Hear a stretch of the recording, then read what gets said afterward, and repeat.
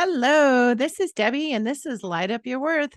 I'm so excited for our guest today. You are going to absolutely love this episode. I have with me my friend, Darren Starwynn. And Darren has had a long career as an acupuncturist, a medical device developer, a writer, healer, teacher, integrating therapeutic systems from around the world. He has written 4 groundbreaking books, led hundreds of workshops and seminars, and invented several vibrational devices used worldwide. He has helped innovate advanced mind body healing systems. Welcome, Darren. Well, it's so good to be here with you, Debbie, and thank you for that introduction. Yeah. I mean, I'm excited too. I didn't even think, "Oh, a medical device developer." I was like, "Oh, I have a Healy." So, I'm Yeah. wondering, if that well, we'll get into that later, if it's anything similar to that or Well, this is the ones that I developed were a lot bigger and more expensive than Healy. They're designed for doctors' offices. And so pain management, facial, like anti-aging, facial rejuvenation. And then we developed all these other uses like weight loss and balancing chakras and dealing with post-traumatic stress. So it's energy medicine. There's so many different things we could do with that. yeah. Oh, wow, how fascinating. But maybe we'll dig into some of that even too. I was, you know, I know I was, once I got hooked on trying something, I was like, "Oh, this is actually really cool." And I've actually seen some of these in, and some of more holistic centers. I've seen some different types Yeah. of like chakra balancing and vibrational stuff that was really different other than that small handheld. So, well, thanks for joining us. And I wanted to start us out by I know one of the books that you recently wrote talks about avatars. That's right. And so I wanted to see if you would explain. I'm really curious to learn about what exactly is an avatar. Right. Well, I'm glad you started with that because that is my name of my latest book, Awakening the Avatar Within. And I went to India actually when I was only 19 years old to be in a spiritual ashram with a guru. So I started very young, being interested in things like that. And when I was there in India, I heard that word avatar, and it was referring to these kind of like God beings, like kind of like they say it's like God or the divine coming into a human body, and then basically kicking butt and making big changes in the world. So there was Krishna and there was Rama, and then later I learned Jesus was an avatar and Buddha was an avatar and Kuan Yin and these very famous people that I guess the definition is it's a person that literally changes the world through them being on the planet. They have a big effect on lots of people. And now there's more modern avatars like Martin Luther King or Gandhi or there's many, people that are having these huge effects. So that's the original meaning of it. So when I started writing this book, I was getting downloaded with all these messages. I mean, it was literally like when I was young, I thought I was about as psychic as a piece of granite. I felt like I couldn't pick up anything beyond my logical brain, but somehow, like through doing a lot of this holistic healing work and meditation and whatever my came, a lot of things started opening up for me where I was getting literally like these messages and almost like taking dictation. And I was told that it was the spirit of Jesus giving me these messages and the Divine Mother. And I grew up Jewish where there was no belief in Jesus as anything but just another Jewish guy, prophet who lived in the ancient times. So it just came from someplace other than a belief system I already had. And so what I was being told is that we're in a time now where ordinary people like us can be avatars if we just choose to awaken to that. It's not just a special superstar like Jesus or Buddha or Krishna. It's all of us that can be avatars. And so that's what that book's about. So to be more specific, what that means is that to be an avatar literally means raising your consciousness to a higher level than most humans vibrate at, like where you're less caught up in the conditioned mind that's been programmed by your parents and society and the media and the different belief systems, and you start actually feeling your own inner truth. And then your body has to change to be an avatar. Like it's not just a mental thing. It actually means literally, I call it upgrading your body. Your cells and your DNA have to be able to learn to hold a higher frequency. So all those things go into being an avatar. Oh, that's fascinating.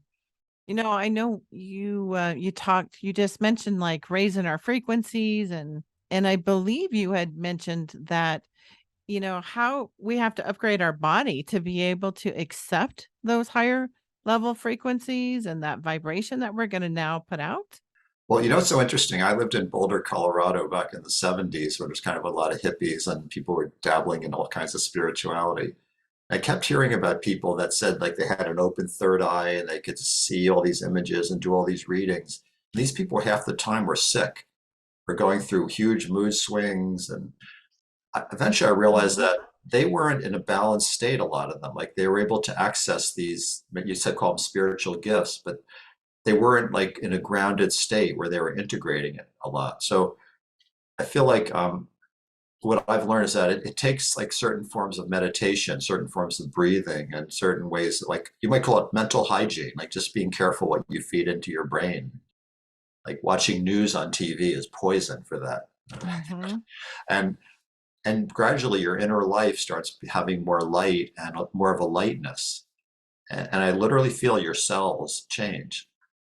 And like for people who go through that body upgrade, they start, wanting to maybe eat slightly different foods or consume different things, what kinds of books or movies they watch or whatever it is. And sometimes some of your friends fall away. You just can't stand being around people that are just gossiping all the time or being critical and negative, and you just feel like and it can be lonely actually, for it. But eventually you do draw new people to you that are more vibrating like that.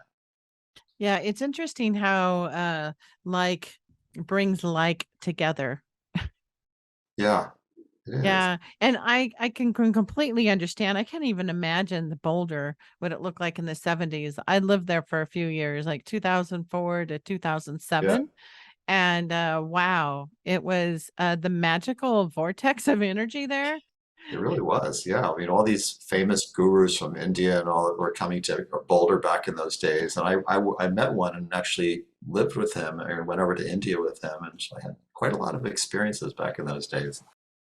Oh, yeah, that sounds fascinating. So, in your book, you talk about people who've gone through a long series, of doctors, healers, psychologists, spiritual teachers, or even shamans in an attempt to get, freed up from long-term issues, such as anxiety, chronic pain, or post-traumatic stress. Um, and in the book, it claims that you have a solution for this to be more effective. Um, what is this solution that you're talking about? Yeah, that's something, that thing you just quoted, that it's again something I noticed from just knowing so many people over such a long period of time and going through my own changes, is that yeah, there's so many people, that they hear about this teacher and that teacher and the latest book or the latest workshop that's going on, or motivational speakers, or join a new religion, or just go study a new subject. And you'd think that after all that, they'd be really happy and feeling really fulfilled and feeling like I'm just buzzing with my life purpose.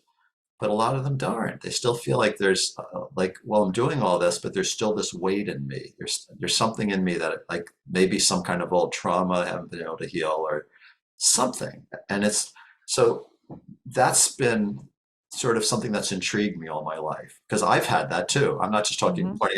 I've had that feeling of doing tons of inner work and tons of in fact I've been on so many spiritual paths I became pathological. I just kept taking in all this information and studying with Yeah. these different teachers and going to different parts of the world.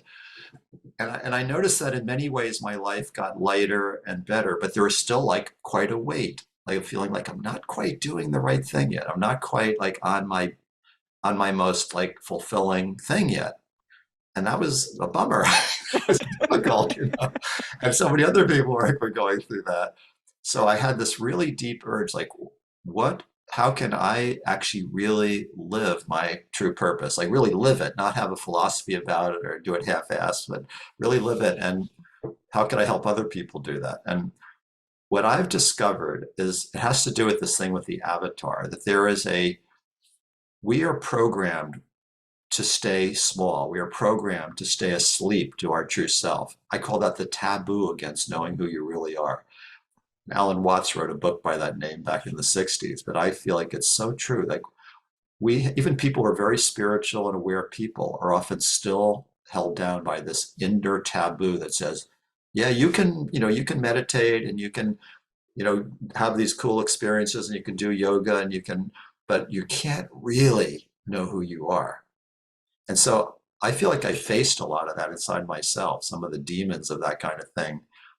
And eventually had some awakenings. Like I say, it's major awakenings of seeing, wow, I'm the spiritual guy who's teaching all these seminars and who's coaching people, but I'm still kind of like going downhill at some level. Like I'm still not, I mean, I wasn't depressed or wasn't anything that heavy, but somehow there's like a deadness. There wasn't.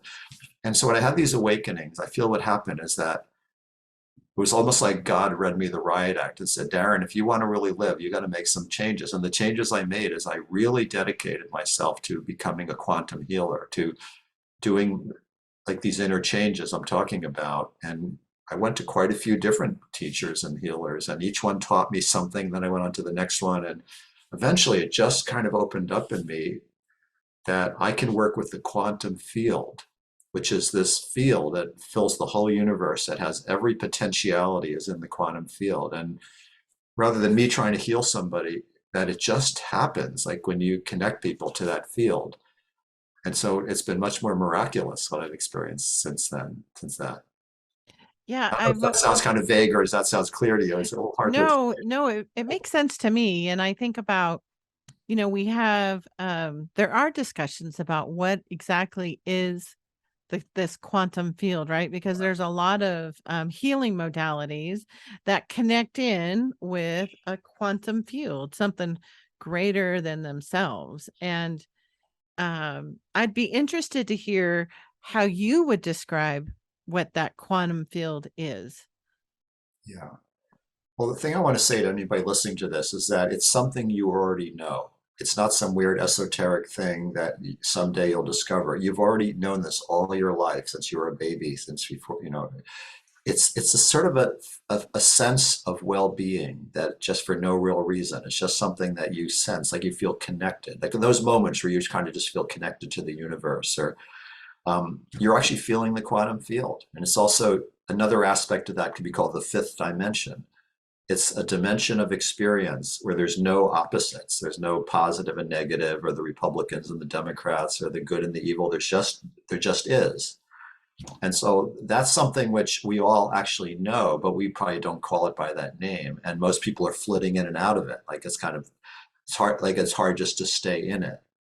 So I think a lot of it's not so much that we have to get to know the quantum field. It's like, how do you learn to stay in the quantum field? How do you learn to keep your nervous system engaged in that connectedness? Oh, that was really good. About we already have already experienced it. We just have to stay connected to it. So, Yes. is that like, for an example, when people go to do journaling and all of a sudden you're not really thinking about it, you're kind of like free flowing journaling or typing, if that's how people are doing it, or you're writing or they're painting, and next thing you know, they have this beautiful work of art and it just kind of flowed through. Or I've even found if I'm like putting together, say, a presentation and it's just not feeling like it's flowing. Mhm. But Yeah. then there's other times where I'm like, I'm in the flow, right? I'm in the zone. And I feel like that's when I am connected in. It just flows right through me. Yeah, people call it the zone. Like even pro athletes, they say when they're in the zone, they can just see the ball in slow motion and catch it more easily, or whatever it is. So I mean, there's different aspects of it that, but in some sense, when you have those feelings you're talking about, when you're in flow, you might say the rapid chaotic vibration of your mind, for whatever reason, has kind of gone taken a back seat for those moments, and then you're just more aware of this quantum field, of this fifth dimension. And so the question I wanted to ask is, what does it take to stay in this? What does it take to have your life be this rather than just an occasional peak experience? And so many people use, substances to try to bring themselves in that, pot and alcohol and constant, media entertainment or whatever it is, or intense sports, doing like super intense sports can put you in the zone because your body's so completely engaged. But how can you do that without having to do all that stuff? Just being in it. And well, I'll tell you, you said you wanted to go kind of deep, Debbie. So Yep. Yep. you tell me that in advance. So watch out Yes, I from something did. deep. Okay. That, I want to tell you is that most people have probably seen the movie The Matrix with Keanu Reeves, the first original Matrix movie. And there's this famous scene in there where like Neo, the Keanu Reeves character, is brought to this house where there's this guy named Morpheus. He's this kind of a mysterious guy, and there's thunder outside. And then Morpheus gives him two pills, a red pill and a blue pill, and says, if you take the blue pill, you'll just wake up tomorrow morning and dream whatever you want to think about life.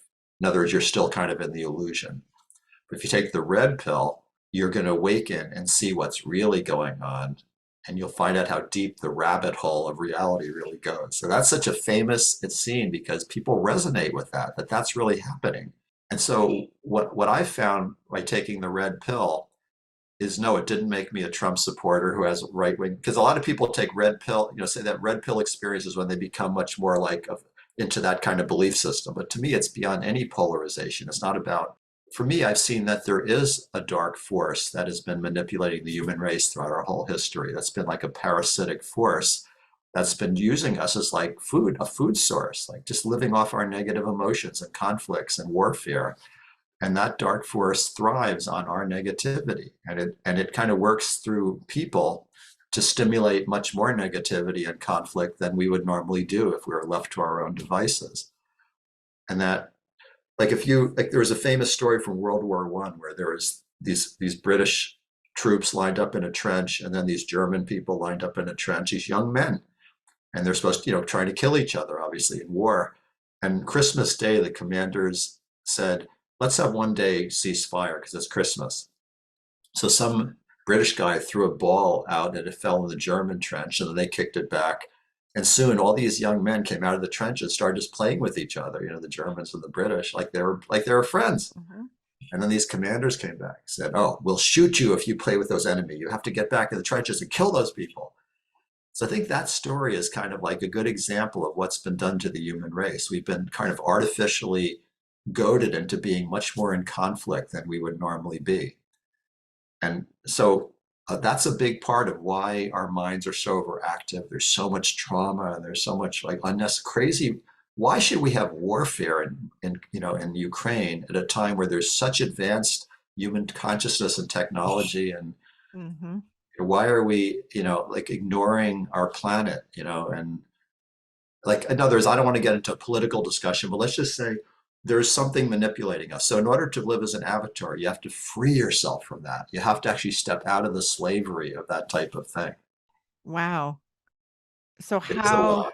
how do you do well, first of all, I've heard that story about World War One. And Yeah, in fact, I've always wondered, was it a urban myth or did it actually happen? I've asked myself this. yeah, And then because of how I think I came across it, because I like history. So I remember reading about that example and then wondering, I wonder if that actually did happen or was just that some propaganda, right? That got thrown out there with the propaganda machines that were, well, that are still around. And so I'm wondering then how, depending on if people have taken the blue or the red pill, and I'm thinking most people who are listening to the podcast here have been on some type of journey, yes. or they're It- whether no matter where they are in the spectrum of their journey, they're starting to see things differently. They're questioning themselves, they're questioning things that have happened in their life or trying to release traumas. And so how do we then take that information? We've taken that red pill, and then how do we then stay in, connected to where we're surrounded more by positive and not let all that negativity drag us down? Because I feel like sometimes as an empath, sometimes it takes more work now at times yeah, than it did, say, 15 years ago on my journey. yeah, that's a really great question. And it's something so many people are struggling with. How do you not get brought down by all the negativity? And I feel like I have a solution that I'm discovering for myself and helping other people discover, and that is that it's knowing who you really, it's breaking that taboo against knowing who you are. Because if you're in the part of the mind that many people have called the slave self. I know that's a very intense name, but I'm going to use it because I think it's accurate. The slave self is the part of us that can be manipulated. That we can, our emotions can be manipulated, by so many things, like by the news media, by different political beliefs, or by even by your intimate partner or whoever it is. Then it will be. If you're in that part of the mind where you can be manipulated, I'm pretty sure you will be. But you actually can free yourself from it. It's totally possible to do that. And it's by when you feel the radiance of your true self energy, which is very available, like we've been talking about. It's right there. It's sort of like you become the duck where the water goes off your back. And one of my other books was called Reclaiming Your Calm Center, and it just gave all these like meditations for how you stay in your calm center and become what I call unfreakable. It just means that all this stuff happens to you, and you just don't react that much because you're feeling that the stability of that true self. And there's Yeah. specific methods. I'm not just saying it as a general, there's specific practices, like meditation practices and things that really help people to do that. Mhm. Like I could share one easy one right now if you're open to that. Oh, you betcha. I love hands-on. Yeah, let's do hands-on. So I'm just going to say this is one of the simplest practices there is, and any of you listening can do this right away and experience the benefit. And what that is it's a simple like the first step you do is you put the tip of your tongue on the roof of your mouth, slightly behind your two front upper teeth. There's a little point on the upper palate. So you're not actually touching the teeth, but a little bit behind them. And that actually hooks up these big energy circuits in your body. Just that simple thing like that. And then you breathe deeply in your lower abdomen at the same time while you keep your tongue in that position. So just try that for a moment. Just keep your tongue there and breathe in your lower abdomen and just intend to relax your body as much as you can. And then immediately start shifting your energy patterns. And then you can say, either silently or out loud, I now call all of my energy back into my own body. Actually say those words like you really mean it, like very, like you're like a strong intention. I now call all of my energy back into my own body. I now call all my energy back into my body. And then if Ooh. you just like notice, you may feel a little shift. Mhm. And then from that shift of calling energy back in your body, you intend that some of that energy go down your legs into the earth. So you're actually connecting a few feet down into the earth, like a lightning rod. And then the final step of that attunement is called loving presence. Like you've called your energy in, your tongue's in that position, you're breathing, grounding, and then you just say, I now choose loving presence. It's like a little bit of an adjustment toward your heart. Now, I feel very different just from having done that. And what do you feel, Debbie? Just like that Mhm. little, Yeah, I feel like, when you take like that big sigh breath sometimes yeah, and you're like, and just kinda settle in. I know I have to focus on my tongue, not like wanting to touch the top of my teeth. So that takes some coordination for me to practice, but I do feel like I'm more centered. yeah, And I just did, instead of doing my 23 minutes guided meditation with Dr. Joe, that I just accomplished that in what, 15 seconds? right. It works that way. So I have those practices explained right in the first or second chapter of my book, the Avatar book. It just starts right in the beginning. Might as well start off with a. So we have much more power than we realize, but what I call the weapons of mass distraction have been pulling us out of ourself over and over and over until we just feel like more like the slave self. So we all, again, I just want you to know, I say that there's this dark energy, but it's not nearly as powerful as the light inside of you. Mhm. So just claim that, and then that stuff is not going to be able to affect you so much anymore. Yeah, I really believe that with like 1,000,000,000% of my soul, Yeah, that when I focus back into my own self, my breathing, because I've been focusing a bit on my breathing, I've realized how shallow, like so many the shallow breathing that we don't get into that deeper breathing. yeah, Um, that I have to focus that if I'm off. I used to be out of my body a lot. I'm a lot less this last year. I've been really intentfully, come on back and connecting in to my own inner voice and just checking in. Okay, come on back. Come on, kids. Time. The street lights are on. Time to come back Right. home. Yeah. And so I do. I feel much more centered. Should have started this before the recording, huh? Could have been all like more zen. And now you have the before and after, Debbie. Yeah. Yeah, like what a difference. And so thank you. Thank you for that demonstration. And I'm curious is that we talk about this, this quantum field, waking up that avatar and within ourselves. And now how does that connect with when we talk about ascension? All right. Great subject.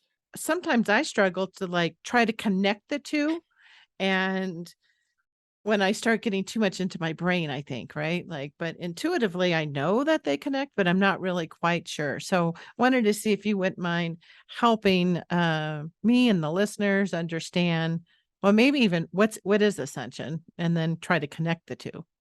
Okay. That's Yeah. a big thing, huh? Yeah. Yeah. I like it when you throw those big ones at me. It's good.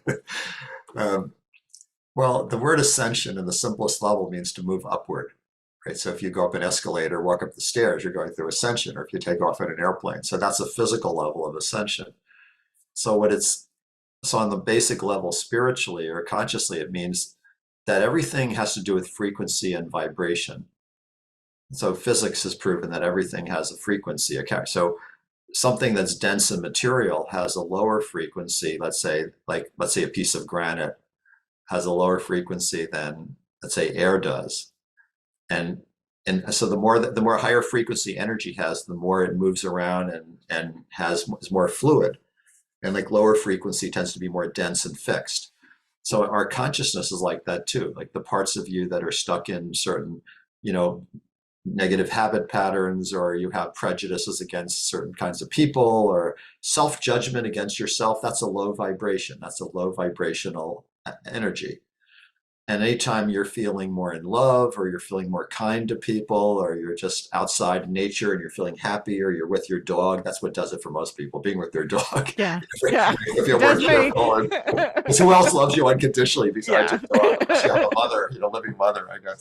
It's not totally dysfunctional, so whatever it is, like anything that makes you feel more of that higher vibration, people like. So ascension on the simplest level is when your consciousness goes from that lower dense level to that higher, more light and joyous level. So that's the simplest form of ascension. But what's happening on the planet is that there's a characteristic overall ascension of the whole consciousness of the whole human race. And in ancient India, they said that there's these huge cycles of the ages. They call it the yugas, Y-U-G-A. When I went to India as a teenager, I learned all this kind of stuff. So there's long thousands of years. They usually say it's like 13,000 years that the consciousness of the planet is in a certain way, like either very high or very low. So the Sat Yuga would be the age of light, where it's just natural for everyone on Earth to be pretty enlightened. And allegedly, there have been ages of light. Our history books don't talk about it, but there have been before our history is recorded, where people were just in tune with the earth, and they're in tune with their higher spiritual power, and they didn't if there didn't tend to be conflict like we have now, or if there was, it was a different nature. And then what's happened is then there's other ages where the consciousness of the world gets lower, and we're coming out of the lowest possible one. Like, in other words, Oh, that's called the Kali Yuga. And we're coming out of that Kali Yuga where the consciousness is like down in the toilet, it's down in the basement. And that's why we had World War II, World War One, and the Cold War, and now we have like it's just war every place you look, and there's exploitation of and racism and feminine and sexism and willful pollution of the earth, and I mean all these things are just normal in the Kali Yuga, but we're at the end of that. We're actually already moving up into this high level age. And the ancient Mayans called it the ninth wave. So different cultures call it different things. Like in India, they called it the Sat Yuga, or the Age of Truth. The ancient Mayans called it the ninth wave. And it actually officially started in 2011, the ninth wave. So it's not oh, that long ago. So we're moving into a time where we're moving into inevitably this higher vibration of consciousness where we're more in tune with the earth. We have more of our spiritual powers and consciousness. Love is the dominating force, and the male patriarchal ego that's been screwing up our planet for so long has to let go of its over controlling. And so the question could be, if that's happening, why are things so crazy right now? Like that's a very obvious question, right? Mm-hmm. Darren, how could you say we're moving into this Sat Yuga? Well, I've asked myself that for a long time, and what I really get clearly is that this is the death throes of that old patriarchal negative control system. It's like fighting for dear life. The patriarchy knows it's on its way out, and so it's doing remarkably crazy things to try to claw on for a few more decades or whatever it's trying to do. And the sad thing is, in its clawing on for existence, it may the damage to our planet could be so bad that it's hard to recover from, like climate change. So there is an urgency right now for us to shift it sooner than later. I mean, the thing is, there's already an inevitable movement into higher consciousness that nothing can stop. But whether it, how many decades it takes or centuries, this will make a big difference to us right now. Mm-hmm. Oh, so in part of that, I really like your explanation of, the ascension of even just how we go upstairs.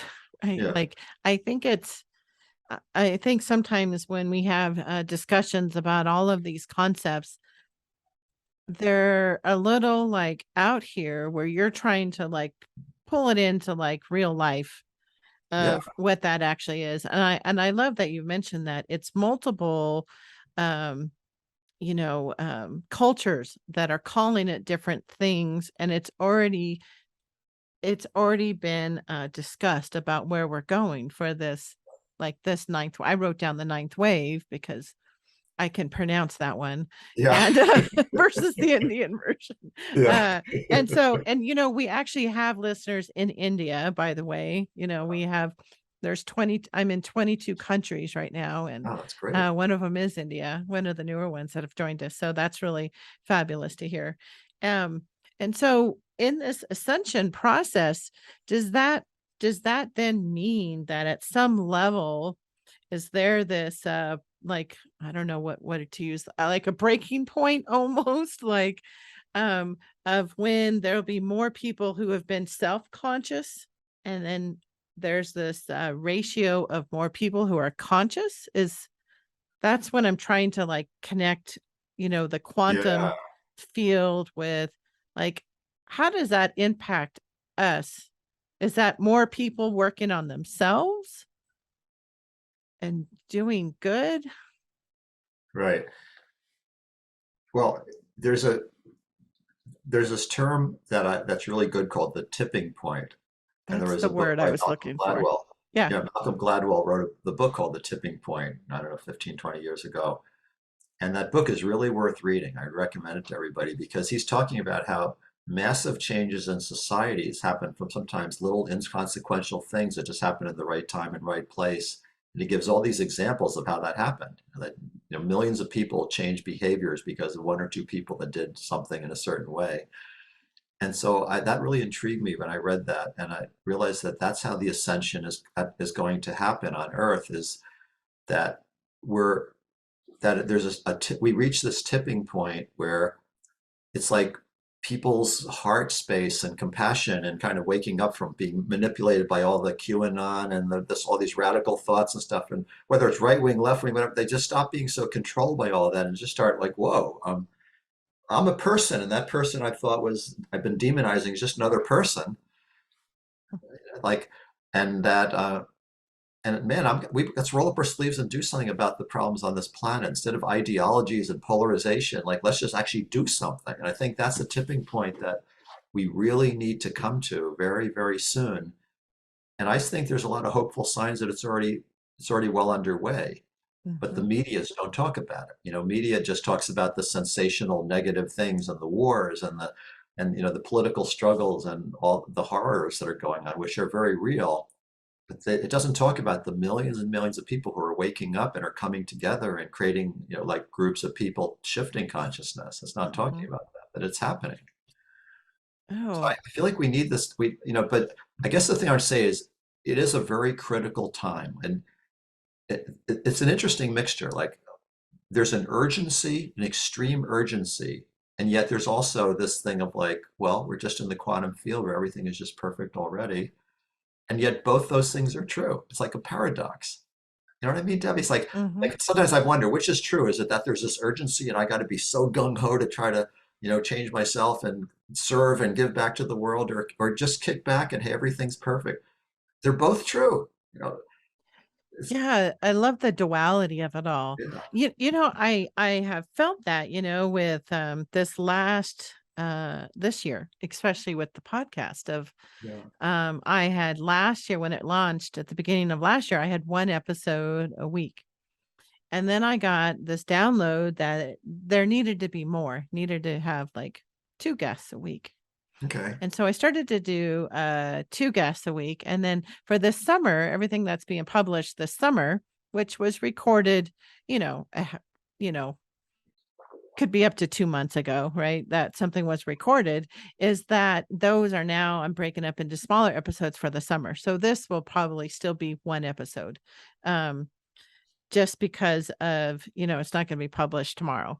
But the duality, what I've realized sometimes is that it is serving others, helping them, spending the time though alone to help myself and realizing when I'm out of balance that I need to pause, like, and take, um, the word that the whole over it's kind of overused, right? But the whole self-care, uh, is really not I talk about it's not necessarily getting your nails done, which I don't do, but all of the little nicety things that people think of more of pampering yourself, but it's about like getting enough sleep or eating the foods that your body likes or walking the dog, spending time with the dog and feeling connected to yourself.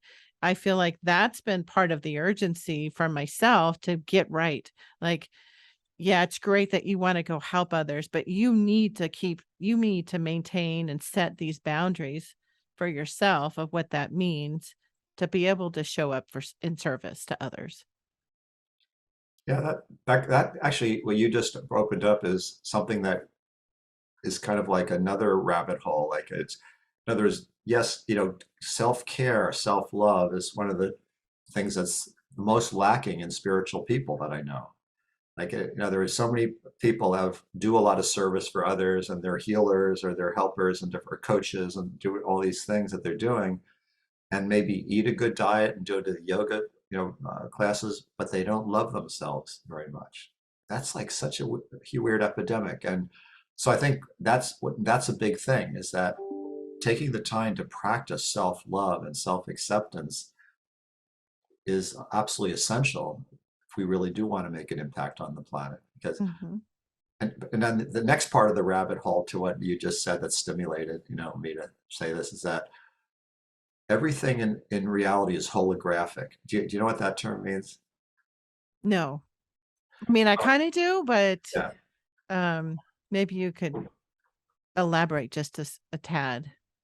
Yeah, well, like I remember back a long time ago, they had these holographic photographs that came out 30 years ago or something, where you can actually see around the corner of something. It's a flat photo.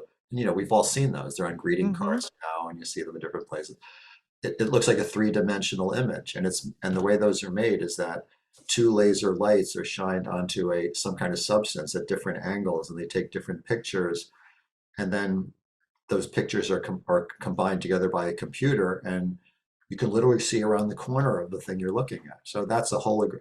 And so the interesting thing about a holographic photo is if you took like a razor knife and cut a little square out of it, and then put the same laser light on that, you'd see the whole image. You wouldn't just see part of it. So it means that every part contains the whole, is what holographic means. Oh, okay. Yeah, I'm sorry. Thank you for that because I was thinking of Leah and R2D2 in, one of the original Yeah. Star Wars movies, right? Well, that was holographic too when R2D2 put out that holographic image of Princess Leia, bending over and trying to hide that little thing. Yeah, yeah, exactly. That's the I image remember I that one got, well. so Yeah. So that's part of holographic too. Mhm. So where I'm going with this is that if you practice self-love, you're actually helping save the world because your insides connects to everybody else. Like you're holographically connected. So when you actually love yourself more, in some tiny way, every other human being in the world is a little bit more loved. I like that. That reminds me of, Marianne Williamson's Yeah, sure. famous poem that she wrote, with Return to Love, which I quote often on the Yeah. podcast because it's so powerful about shining your own light. Mhm. It allows others to shine their light. That's right. Who are you not to be?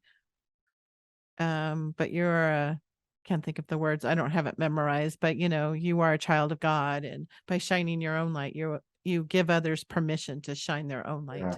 That is such a powerful quote. I mean, it's inspired so many people because it's so true. She was really on it. Yeah, right? That was a powerful download that she had. Yeah. So I'm hoping that someday she'll hear me talk about her and she'll say, "Hey, I think I want to go join Deb's podcast." So, Have you putting asked her? that out to the universe too, right?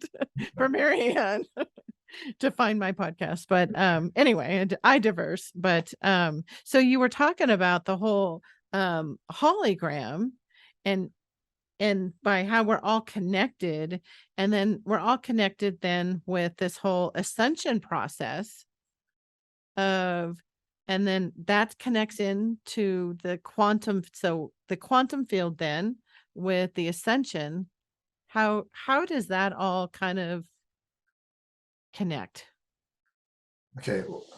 Well, in others, like I said, little like babies, infants are totally in the quantum field. They have Mhm. no blockage. You're born in the quantum field, completely aware of the. Well, that's why little children talk about their imaginary friends, or they see things that adults aren't seeing, and it's very Right. rare that parents really encourage them to take that's real. They say, oh, it's how cute to pretend your pretend friends and try to get them onto their digital devices as quickly as possible and suck them out of that innocent state Mhm. or left brain intellectual learning as soon as at the youngest possible age. And that's destructive, I think, because children are in that, they're in the quantum field and they're very aware of it. So us adults that are so calcified over with so much mental baggage still have that in us. We just have gotten out of touch with it.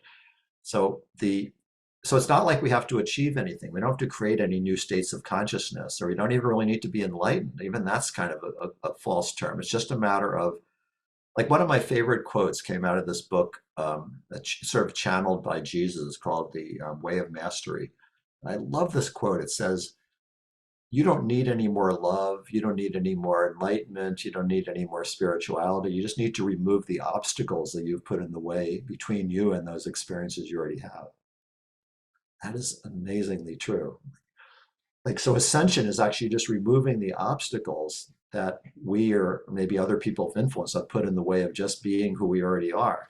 It's not going to some other highfalutin state that's some kind of bizarre, psychedelic reality. It's not. It's like but the idea of be yourself sounds like such a trite phrase. Like everybody would say that, but if you really follow it to where it really takes you, yourself is the avatar, yourself is the Christ, yourself is God.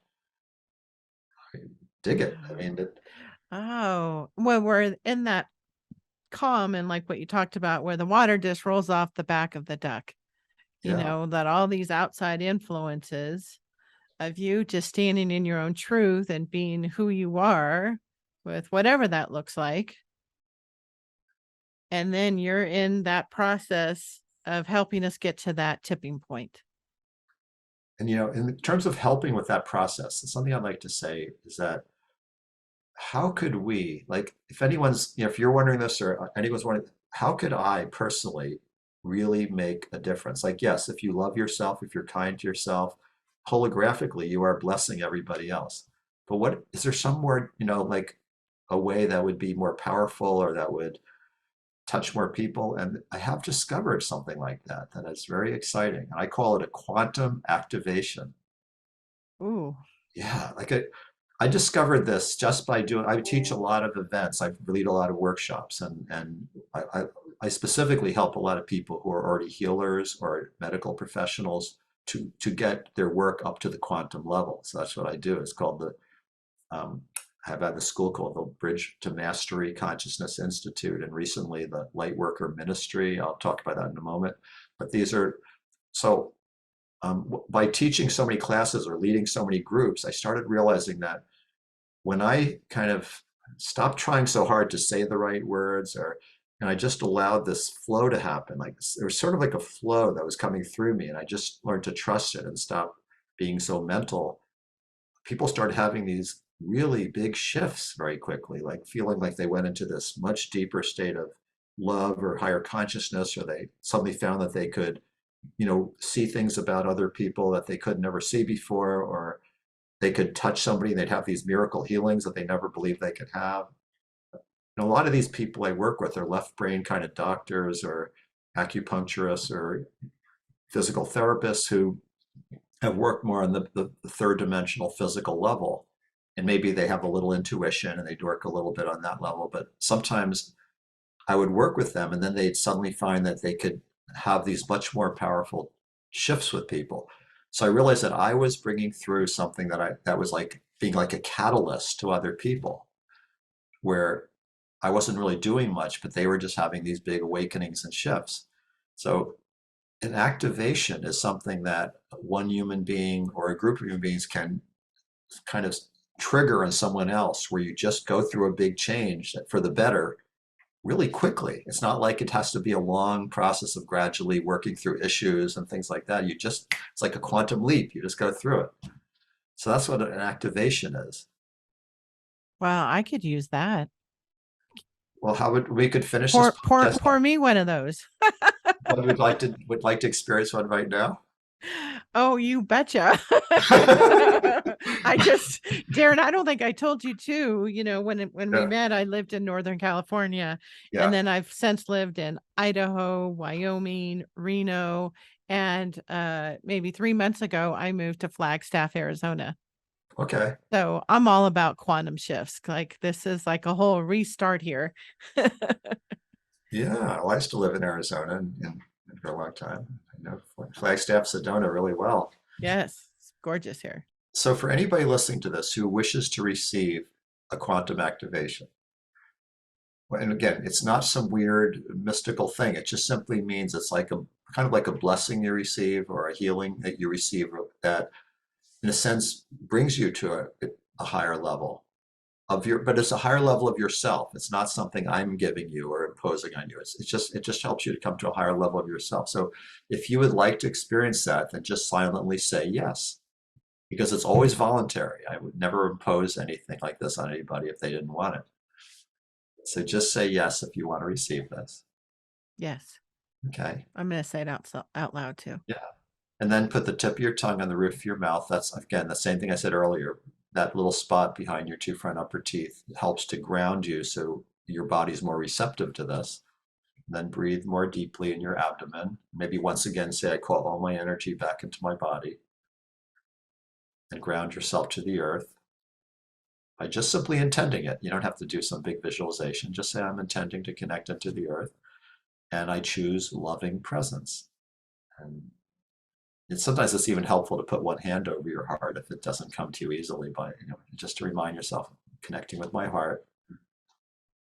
And now if you have any kind of discomfort, let's say if at this moment you're feeling any pain in your body, or you feel kind of tired, or you've had some emotional like upset that you're aware of, what you can simply do is notice what it is and give it a score from 1 to 10. Let's say 10 being the worst it ever is, and 1 being almost nothing. And just say, okay, whatever that discomfort is, where am I in the scale of 1 to 10? Okay, I have a number. Okay. And if you're not feeling any discomfort, you're just feeling good right now, then you could just simply take this in and just notice, just tune inside of your body and just notice what you experience. So you don't have to have something wrong with you to receive this. Yeah. Yeah. Okay.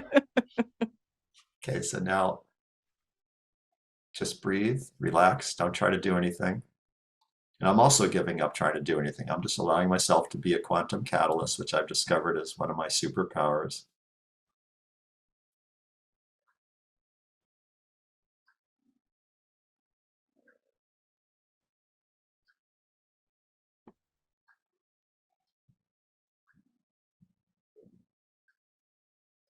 and it doesn't take a certain amount of time. It just all happens instantaneously. So I just want you Hmm. to notice if you had some discomfort that and you had a certain number of 1 to 10, what's the number now?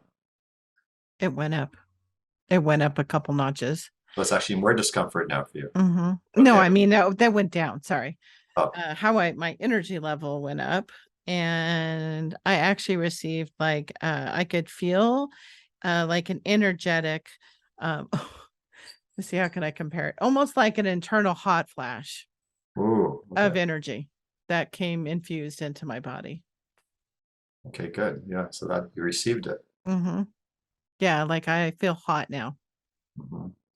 Like I would. I am postmenopause, so Yeah. any of the listeners might recognize that feeling. But yeah, I did feel a warmth come through the body, and it's like gradually now going all the way down. But it was all more about right around here. Yeah, good. So it was just now like flowing down. So I'd recommend you just simply intend that that heat you're feeling just go down, like you said, all the way through the core of your body down into the earth and ground. Hmm. Wow. Thank you. Yeah, I don't need to think about it. Otherwise, I get in my own way too. Yeah. So, Yeah, I hit my feet. It's there. okay, Yeah. Yeah. excellent. Yeah. So why I'm very, there's two kinds of mystics.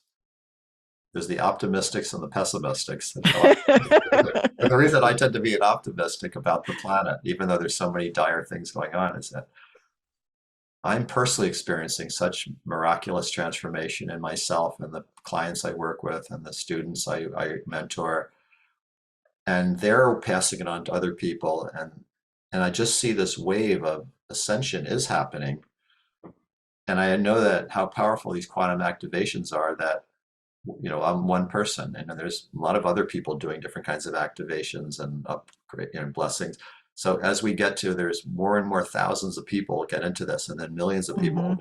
That there's a thing called critical mass, where there's enough people who are in this quantum field and uh, receiving these that it literally makes a quantum leap, and things just change rapidly in the earth. And I mean, I know this may be a very small thing, but I just read in the news 2 days ago that for the first time, some Democrats and Republicans got together and started creating some legislation together. I mean, maybe it's a tiny drop in the bucket, but I hear little things of like hope of, even though there's such things are so obviously horrendous, that I think the horrendous is the last gasp of this old order. Hmm. You know, just clawing on for dear life because it knows its time is up. That's why I'm an optimistic rather than a pessimistic. Yeah.